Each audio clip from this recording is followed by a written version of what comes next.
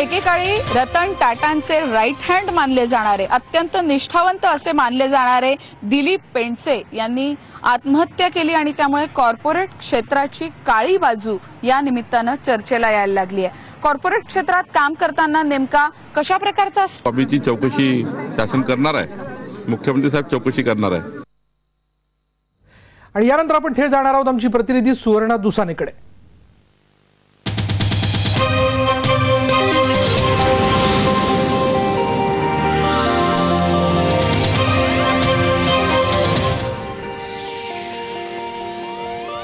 एकेकाळी Ratan टाटांचे right hand मानले जाणारे अत्यंत निष्ठावंत असे मानले जाणारे दिलीप पेंडसे यांनी आत्महत्या केली आणि त्यामुळे कॉर्पोरेट क्षेत्राची काळी बाजू या निमित्ताने चर्चेला यायला लागली आहे। कॉर्पोरेट क्षेत्रात काम करताना नेमका कशा प्रकारचा स्ट्रेस होत असेल, आत्महत्येपर्यंतची पावलं माणसं का उचलतात की या सगळ्या आर्थिक व्यवहार गैरव्यवहार या सगळ्याच्या जाळ्यात माणूस अडकतो की काय, असे नाना प्रश्न उपस्थित होतात। आणि त्याच निमित्ताने चर्चा करण्यासाठी आपल्याबरोबर मला वाटतं अमित मुरुककर आहात। स्ट्रेस आणि कॉर्पोरेट क्षेत्र याचं काय इक्वेशन तुम्हाला सांगावंसं वाटतं? स्ट्रेस आणि कॉर्पोरेट क्षेत्र हे अतिशय म्हणजे इतकं असं समीकरण असं स्ट्रेस शिवाय कॉर्पोरेट क्षेत्र होऊ शकत नाही।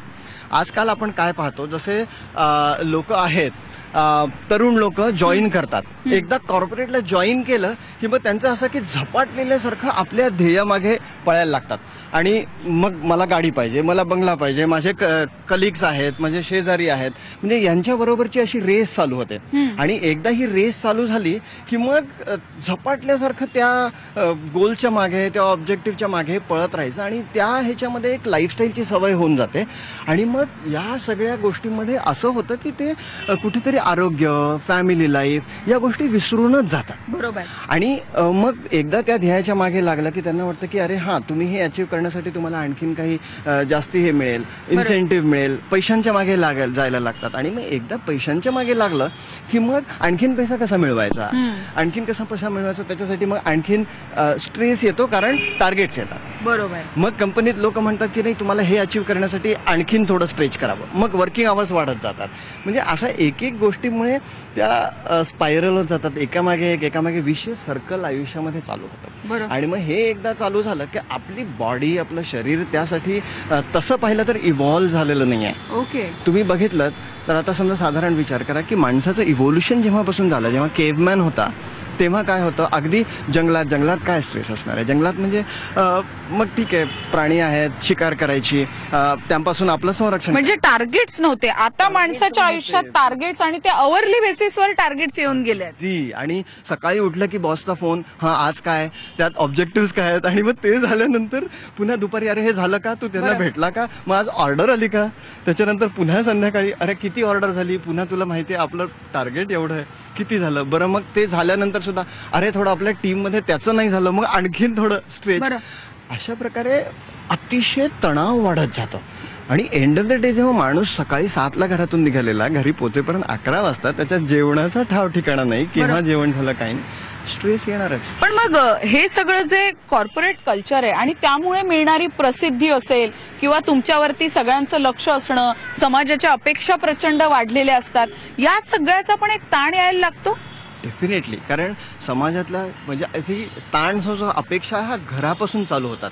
म्हणजे आपल्या घरी आपल्या घरचे फॅमिली लोक, नातेवाईक, कारण त्या तुलना व्हायला लागते की यांचं कसं पाहतो, किती वर गेला, ती किती वर गेली, मग त्यानुसार तुम्हाला सुद्धा तसं करावं कोणी। मग आजकाल विद्यार्थी दशेपासून मार्क किती मिळवायचे, 100% मार्क आज तुम्ही बघतोय आपण, तर अशा प्रकारे।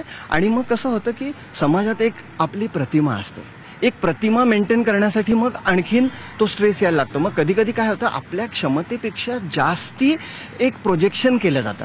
पण मग हे टाटांच्या प्रकरणामध्ये म्हणजे दिलीप पेंडसेंसारखा अत्यंत यशस्वी असा माणूस आत्महत्येपर्यंत येतो, अशी वेळ काय येत असेल? म्हणजे कॉर्पोरेट क्षेत्राचं हे जे मायाजाल आहे हे काय आहे नेमकं?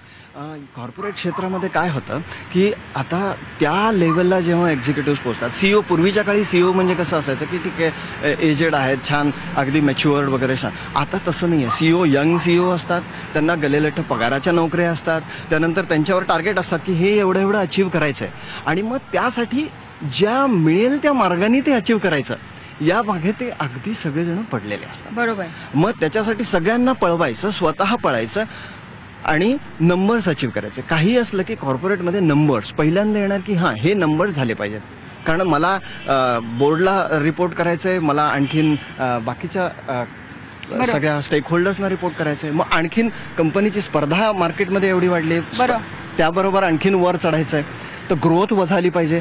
या सगळ्या गोष्टींमुळे माणसावर स्ट्रेस आणि मग शॉर्टकट घ्यायला लागतात. नाही, मग या सगळ्या आकड्यांचा स्ट्रेस असतो. इतक्या सीआरचा बिझनेस झाला पाहिजे, इतके आपल्याला रेव्हेन्यू जनरेशन झाला पाहिजे, एवढा लॉस आपल्याला कव्हर करायचा आहे, एवढे क्लायंट्स आपल्याला पकडायचे. हे काय सगळं गणित असतं आणि मग हे गणित काही पिछा सोडत नाही माणसाचा. बिलकुल पिछा सोडत नाही. एक टर्मिनॉलॉजी असते पॉझिटिव्ह डिससॅटिस्फॅक्शन. म्हणजे तुम्ही जर केलं तेवढं तर बॉस म्हणेल हा नाही हे तर झालं पण हे अजून व्हायला पाहिजे. म्हणजे त्या नंबरच्या मागे जाता जाता इतकी ती रेस तगडी होते, इतका तो स्ट्रेस वाढत जातो, कारण आणखीन आणखीन आणखीन हे गणित कधी संपत नाही. मग ते आणखीन करण्यासाठी नॉर्मल मार्गाने जे झालंय ते तर झालेलंच असतं, पण आणखीनचा स्ट्रेस एवढा होतो की ते खूपच मग मार्ग बदलले जातात, मग डेव्हिएशन येतं आणि मग डेव्हिएशन केल्यानंतर लपवण्यासाठी कुठे आणखीन एक स्ट्रेस वाढतो. हा स्ट्रेस. मला वाटतं आपण काही महिला दिसतायत इथे. तुमचं नाव सांगा मला. आणि आपण पाहिलं नुकतंच दिलीप पेंडसेंनी आत्महत्या केली आणि त्या निमित्तानं कॉर्पोरेट क्षेत्राची काळी बाजू मांडण्याचा आम्ही प्रयत्न करतोय. तुम्ही काय सांगाल, वर्क प्लेसला कशा प्रकारचा स्ट्रेस असतो आणि मग तो कसा मॅनेज केला गेला पाहिजे आजच्या जनरेशनकडनं? एक तर सगळ्यांनाच माहिती आहे की वर्कप्लेसमध्ये खूप स्ट्रेस असतो आणि तो मॅनेज करण्यासाठी बऱ्याच गोष्टी आपण करू शकतो. म्हणजे आपण वर्कप्लेसमधला स्ट्रेस काढून नाही टाकू शकत, पण तो आपण कशा पद्धतीने मॅनेज करू शकतो ह्याच्यावरती निरनिराळे आपण उपाय करू शकतो. आणि त्याच्यात विविध प्रकारचे उपाय असू शकतात. आपण असं बघू शकतो की आपण निसर्ग ही आपल्याकडे दिलेली एक सगळ्यात मोठी सुवर्ण संधी आहे. बरेच कॉर्पोरेटचे लोक हे पण करतात की ट्रिप्स वगैरे ऑर्गनाईज पण करतात, पण होतं काय नेमकं या ट्रिप्स किंवा निसर्गाच्या रिट्रीट्समध्ये वगैरे की स्ट्रेसवरती किंवा जो व्यक्ती ज्या सगळ्या इमोशनल ह्याच्यातनं जातो त्याच्यावरती कधीच फोकस होत नाही.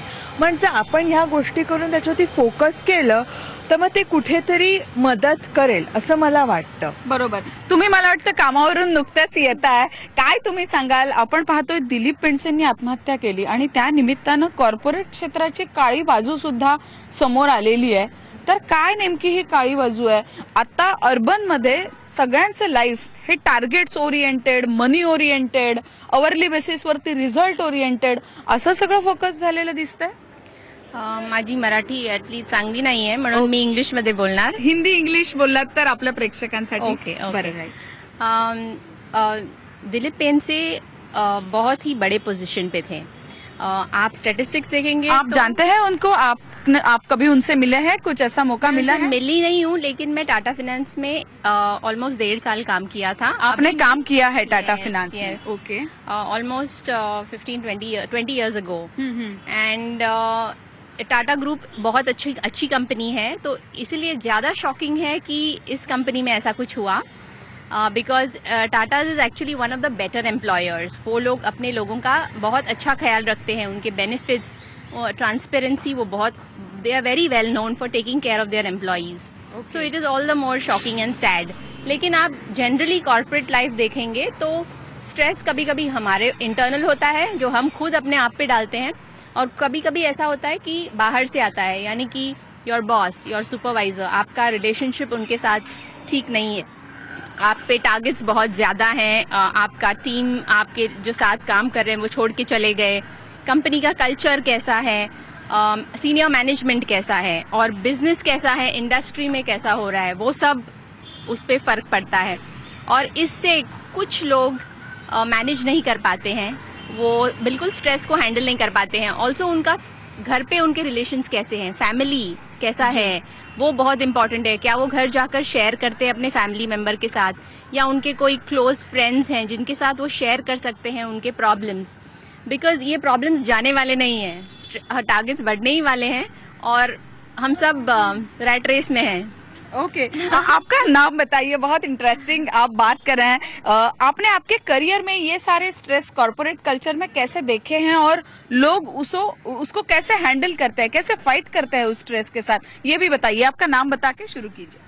My name is Anita Jani, and I've been in human resources. Okay. I've been heading human resources for many years. I've worked for multinational and Indian companies in human resources.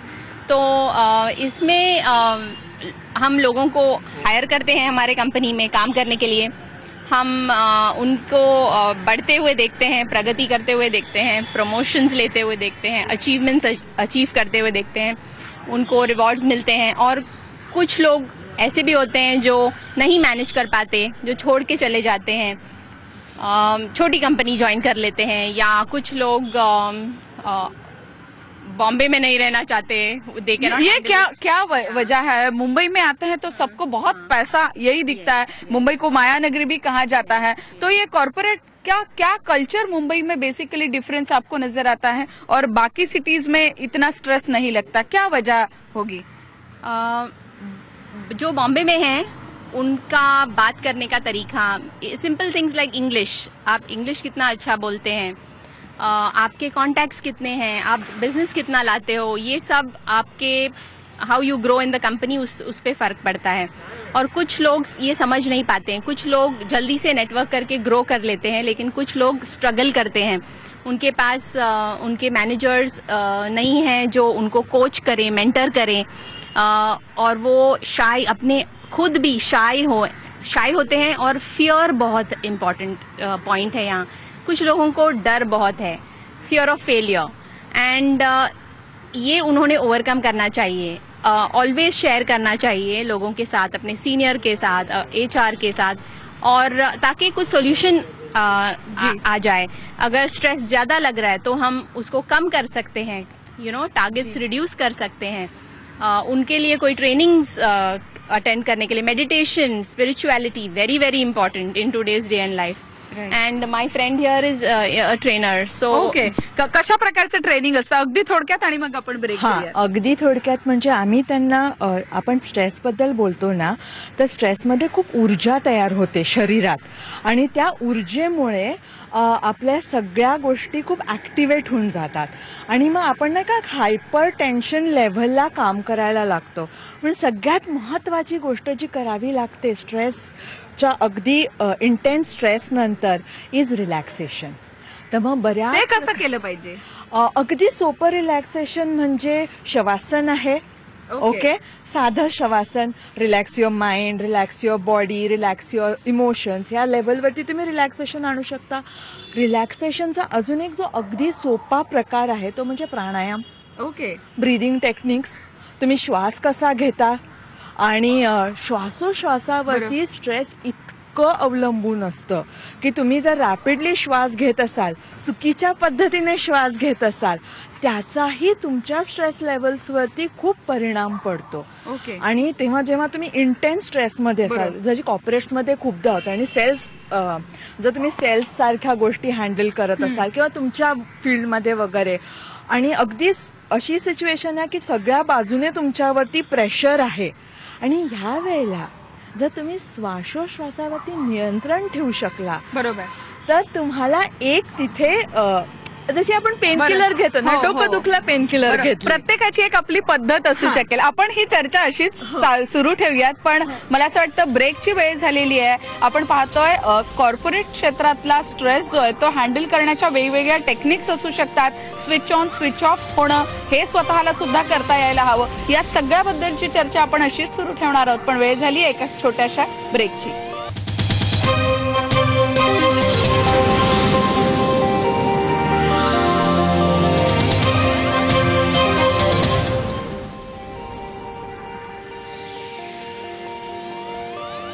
Corporate क्षेत्राची काळी बाजू समजून घेण्याचा आपण प्रयत्न करतोय. त्यावर चर्चा करण्यासाठी अमित मुरुगकर आपल्या सोबत, स्ट्रेस मॅनेजमेंटचे गुरु आहात मला वाटतं तुम्ही.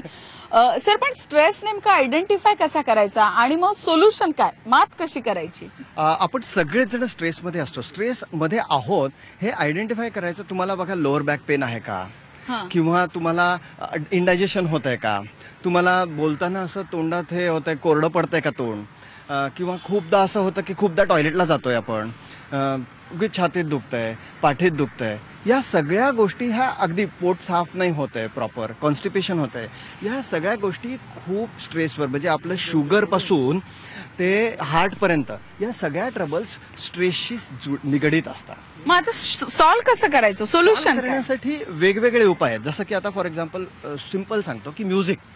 आता मला वाटतं तुम्हालाही म्युझिक ऐकायला आवडतं. अगदी, आणि हे माझ्याकडे नेहमीच असतं. बघा काय होतं की आपण चाललोय, ज्यावेळी आपल्याला वेळ आहे, आपण ट्रॅव्हल करतोय किंवा सकाळी स्वयंपाक चालू आहे, गृहिणी असेल स्वयंपाक चालू आहे, तर कानात म्युझिक किंवा सराउंडिंगमध्ये म्युझिक चालू असेल तर त्या म्युझिकमुळे आपला तणाव जो आपल्या शरीरात साचलेला, जसं हे असतं कॉर्टिकॉसॉल किंवा ॲड्रिनालिन जो रश झालेला असतो, स्ट्रेसमुळे तणावामुळे जे केमिकल झाले असते रिलीज होण्यासाठी आपल्याला थोडंसं रिलॅक्सेशन हवं असतं.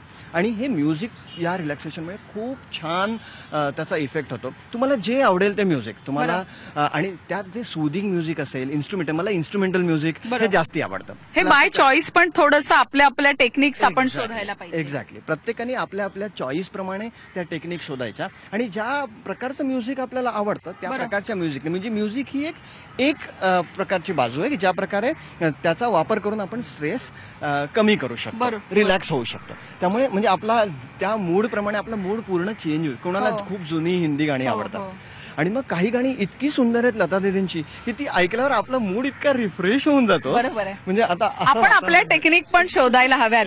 मला वाटतं तुमच्याकडे यायला मला आवडेल. कॉर्पोरेट क्लायंट्स वगैरे मग तुम्ही हँडल करता का, आणि मग त्यांना काय टिप्स देता तुम्ही? हां, तर कॉर्पोरेट क्लायंट्स आम्ही नक्कीच हँडल करतो. आणि जशी माझी मैत्रीण अनिता म्हणाली, मेडिटेशन.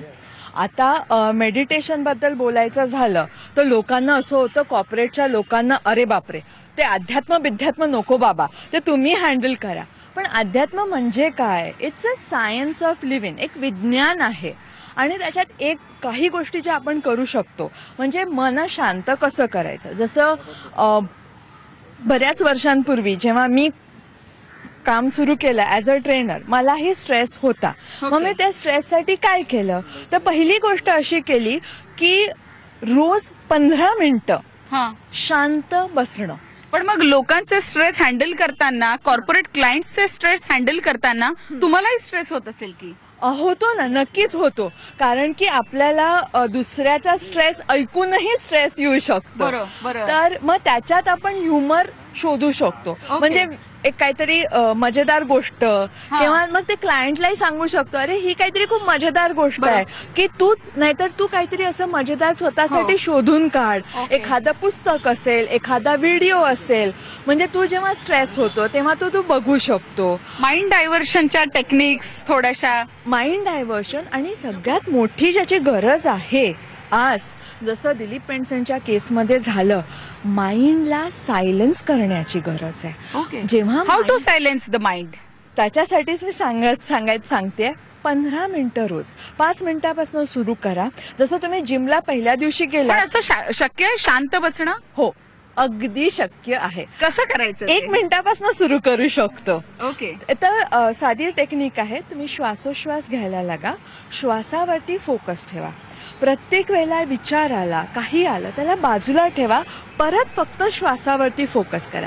1 मिनिटाचे 2 मिनिटं करा, 2 मिनिटाचे 3 मिनिटं करा, 3 मिनिटाचे 4 मिनिटं करा. हळूहळू ती सवय वाढवत जा. सवय डेव्हलप करायला हवी. मला तुमच्याकडे यायचंय. तुम्ही टाटांच्या या सगळ्या ग्रुपमध्ये काम केलेलं आहे. काय तुम्ही टिप्स द्याल अगदी छोट्या छोट्या आणि पटकन, की कॉर्पोरेटमध्ये स्ट्रेस हँडल करायचा, मग ती यंग जनरेशन असू दे किंवा 20 आणि 25 वर्ष या क्षेत्रात काम केलेली दुसरी फळू असू दे, काय टिप्स तुम्ही द्याल? एक तर मी सांगणार, काय नाही करायचं. Work hard, party hard. This is what corporate world says. Okay, so जास्त जेवायचं, दारू प्यायचं पार्टीमध्ये, अँड स्पॉइल युअर हेल्थ, हे नाही करायला हवं. ओके, या we should not do these things. Instead you need to do things which will help your body. So you need to do meditation and make food. हे सगळं सवयीचं होऊन जातं. खूप स्मोकिंग करणं, खूप ड्रिंकिंग करणं, त्याच्यातनं परत स्ट्रेस, आणि मग एक कुठेतरी स्टेटसची रेस, आणि मग हे सगळं कॉर्पोरेटचा ब्लॅक जो फेस आहे तो या निमित्तानं सवयीचा होतो. एंड उसके बाद आप इससे निकल नहीं सकते हैं. you get sucked in more and more into this. So Okay. therefore it's very important that and it's nice to see today's younger generation going to the gym. They have been inspired by our Hindi film actors, and more and more people are going to the gym, and they are and this year the marathon, I mean the number of people who ran the marathon, amazing. And corporates are doing this. They are telling people, okay, participate in the marathon, and we are sponsoring, we are putting gyms in place so that there is Zumba classes. So we have de-stress sessions for employees where we call them together, and there is yoga class happening. So we did that in our office. Okay. We put TT tables, carom boards. So we said, okay, even in our plant we have that, so that people come together, there is bonding, you become friends, and you also de-stress. So those are छोटी things which we जिससे हम लोगों को help कर सकते हैं. But like Maitri says, मैंने खुद meditation about 4-5 साल से शुरू किया है. I love it, and I think I am a much happier person today because of this. ये आदत बहुत अच्छी है, और India is known for that. We should not ape the west just blindly and do a few things which will help us. बरोबर आहे. आपलं जे आपल्याकडचं जुनं जे आहे ते आपण सोन्यासारखं जपायला हवं. तुमच्या सगळ्यांचं मी धन्यवाद मानते, पण कॉर्पोरेट क्षेत्राची काळी बाजू सांगत असताना आकड्यांचं प्रेशर असणार आहे, टार्गेट्स अचीव्ह करायचे, दिलेला सेल्स जो आहे त्याचं टार्गेट पूर्ण नाही झालं तर अर्थातच बॉस कडनं शिव्यांची लाखोली सुद्धा वाहिली जाऊ शकते. प्रमोशन आणि डिमोशनचा कॉर्पोरेट मधला जो खेळ आहे तो सतत सुरू असतो. ही जी चेन आहे या सगळ्यामध्ये आपण अडकून पडत असतो. पण हे सगळं करत असताना आत्महत्येसारखं पाऊल उचलणं हे घातकच ठरणार आहे, चुकीचंच ठरणार आहे. पण त्या टोकापर्यंत न जाता आलेला स्ट्रेस हा जर योग्य वेळीच हँडल केला गेला, मग तो प्रत्येकाचा आपला आपला वेगळा प्रयत्न असू शकतो. कोणाला गाणं ऐकून, कोणाला प्राणायाम करून, कोणाला योगा करून, कोणाला झुंबा क्लास अटेंड करून, ही प्रत्येकाची आपापली टेस्ट असू शकते. पण स्ट्रेस रिलीज करायला शिकलं पाहिजे. हेच कॉर्पोरेट क्षेत्रात काम करतानाचा खरा कानमंत्र आपण आपल्या प्रेक्षकांना देऊयात आणि इथेच थांबूयात. पहा फक्त IBN लोकमत.